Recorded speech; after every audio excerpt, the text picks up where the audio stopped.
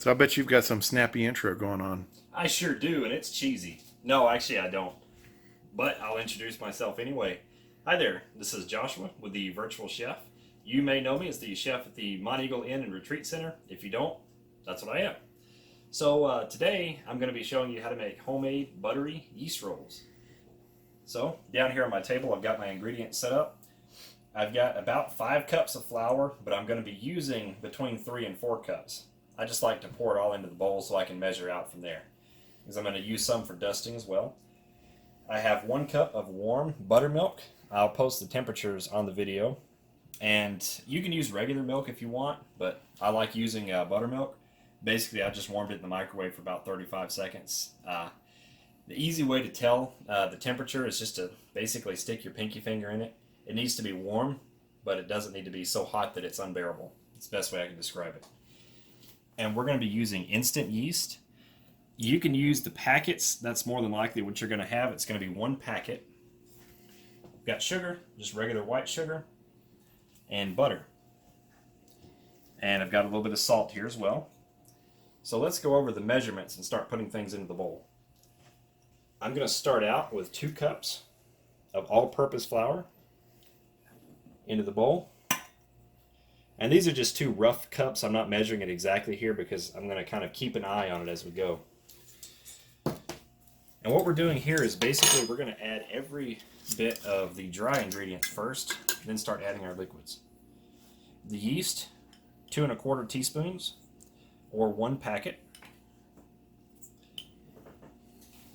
And I'm just kind of guesstimating this right here.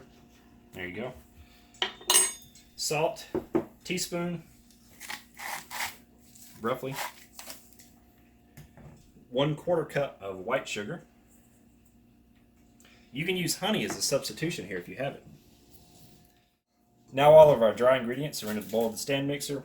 Just turn it on stir to basically incorporate the ingredients. This doesn't take long. We just want to mix the dry ingredients. Now, if you find that your flour is sticking to the side and not getting incorporated, just stop the mixer, get a small spoon or whatever you'd like, push it towards the center. Try not to get dough everywhere like I just did. Do I still have it locked in place? No, I do not. Lock it back, start it back up.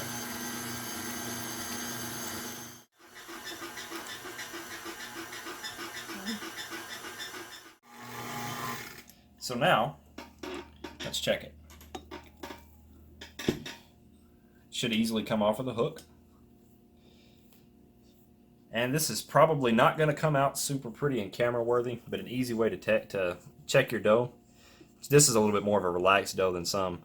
So basically just take a little bit in your fingers, stretch it out. This one, it's rolls, so it's not as big of a deal, but the idea that you can take it between your fingers and you can stretch it out to a real thin layer without it breaking. You can actually get it way better than this depending on what you're making. See, once it gets to that phase, it breaks apart. But this is ready enough for our dinner rolls. Once the dough gets to this phase, I like to hand knead it just a little bit, basically to get a feel for it and make sure that I know that it's ready. So just put a little bit of flour onto a cutting board, or if you have a clean enough counter, you can just put it straight on your counter. Take your dough, put it on it. And this is the technique for kneading if you want to do it without a stand mixer at all. It's pretty simple. Grab the front of the dough, pull it towards you, press it with the palm of your hands, rotate, and repeat. Basically, all you have to do is just keep doing that until it's ready. I only need to do it a few times since it's already to where it needs to be. Then, take the edges of your hand, roll it into a ball. And I'm going to get some olive oil. You can use any old oil for this. It doesn't really matter. It doesn't have to be olive. Put it into your bowl.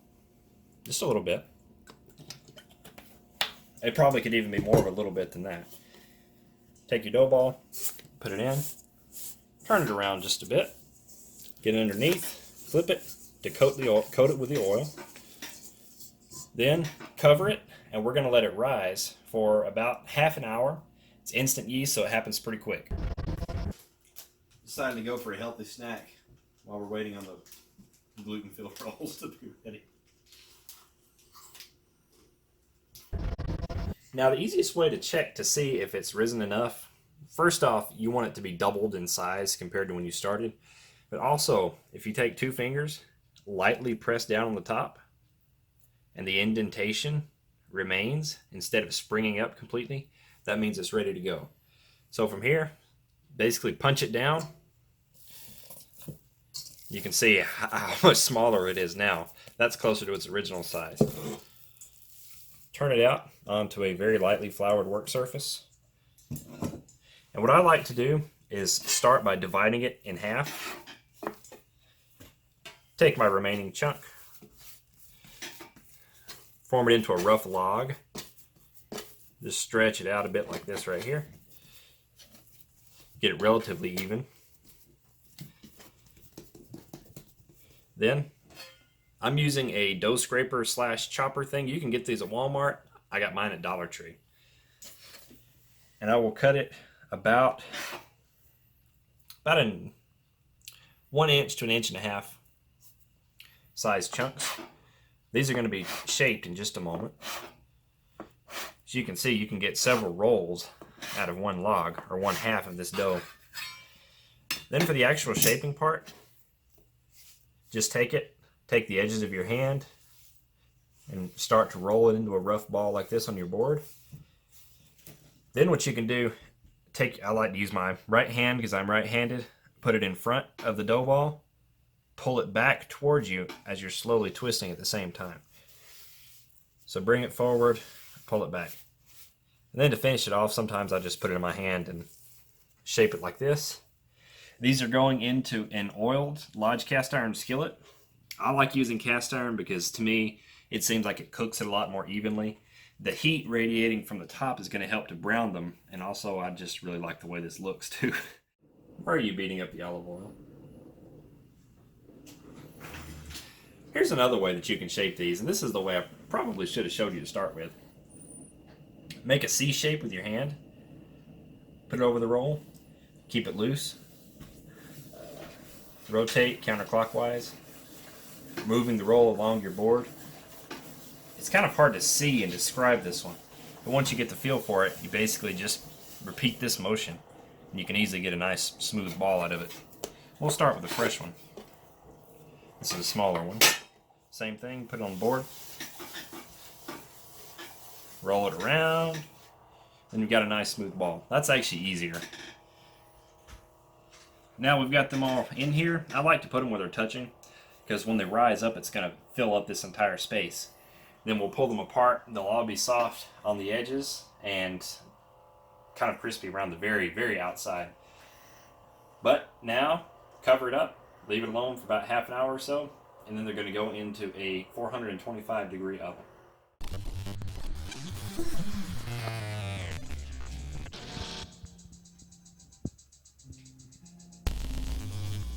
Minutes turned out to be just right. Rolls are out, tops are browned. Now they're filling the entire space of the pan. All that's left is to brush them with some butter. And watch how this makes them shine up.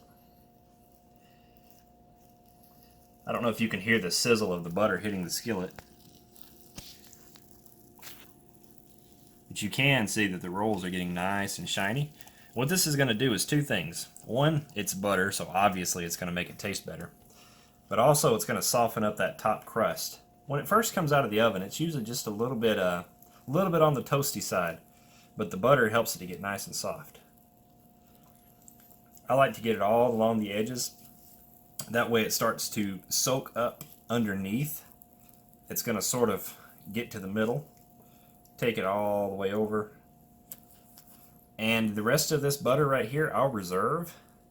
And I think I'm going to throw some garlic in it, make some of these garlic butter rolls. But if you want to play with this, you can always throw cinnamon in there. You can put some rosemary in the butter. This is where you can get creative with the tops. So now, let's just let this rest for just about 5 minutes, or as long as you can stand before cutting into it. Alright, so we're all done. I've taken one of my rolls out. I dug it from the center. But first, before we end this video, I need something to dig that out with because I really want to eat it.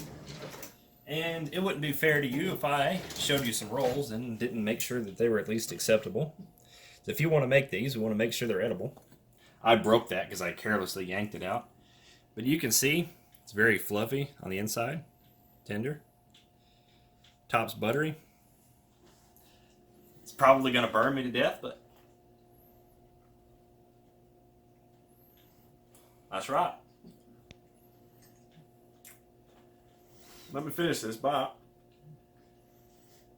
I'm going to put this away. Still going to finish it. Thank you for watching. If you make this, let me know in the comments, because I'm curious to see what you think about it. This is one of the things that I've liked to do a lot. I really like making bread, specifically. You'll see me make all kinds of things, but this is my favorite to make. If you have any specific bread ideas that you can give me, again, let me know in the comments. And if you'd like to support me to keep making more videos, I have a Patreon too. I'm going to put that in the description, but the link is patreon.com/thevirtualchef. That's all for now. See you next week. Thanks.